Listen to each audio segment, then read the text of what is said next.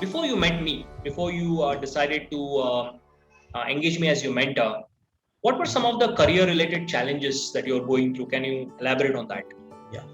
Basically, my challenge was I did not have much clarity related to my career, and honestly speaking, I didn't know what to do, how to do. And when I actually heard about this program on social media, of course, so I could actually connect the dots about what I needed. So having about developing a proper mindset, about having the clarity related to career, about what steps to be followed for getting that proper career progression and that career path. So those things, for that, what was actually needed, I could actually sense that in the video what I saw. So that made me to actually take up this program. Got it. So, like, you are in the testing. You're doing software testing for a very long time, right? For almost a decade. I think you started your career as a developer and then you switched to testing, right? I started my career as it would not be completely into development. It was into implementation. So it involved partly development as well. Then I moved into testing. It was initially into UAT, and then I came into system integration testing, then switching back and forth to automation, and then to testing. So that way it went. Now tell me one thing. You spent a long time in testing, and you grew up in that career path actually. So why is it like that you still wanted to switch from testing? What were the things about your career back then that you did not like? It was kind of, in functional testing, there was a kind of monotony which was developed over there, and then it had kind of a created a deadlock kind of a situation for me. Like, what further? Like, there was no growth in there was no growth in roles and responsibilities. It was more or less same work every day, and you very predictable, not challenging. Yeah. And it was not giving me an opportunity to utilize my skill sets, my likings and my skill sets to their fullest, which RPA in a way is giving me. Right.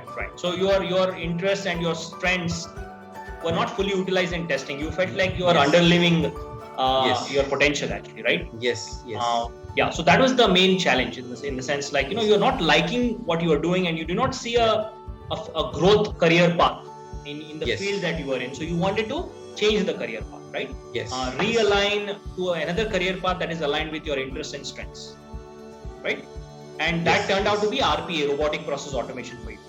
Now, exactly. Can you share some thoughts around how RPA came about for you? Like, what led to you choosing RPA as the right career path? Okay, so RPA gave me an opportunity to leverage my existing skill sets, as well as utilizing those skill sets which I had, but I was not able to explore those while I was in testing. So that is the reason why RPA gave me that feeling of what I could say is feeling of belonging, like I belong to this particular field. That came from RPA. So that is the reason why I kind of moved into RPA. Got it. Yeah. And so Rohan, it's always important to get clarity in career. Okay, because once you have clarity, you know what to do and how to do. So you'll figure it out. Now, one of the things I emphasize on is creating a clear vision for your career. So, creating a 3-year vision. Can you share what is your 3-year vision? Where do you want to be 3 years from now? Where do you see yourself? Yeah, that's a good question.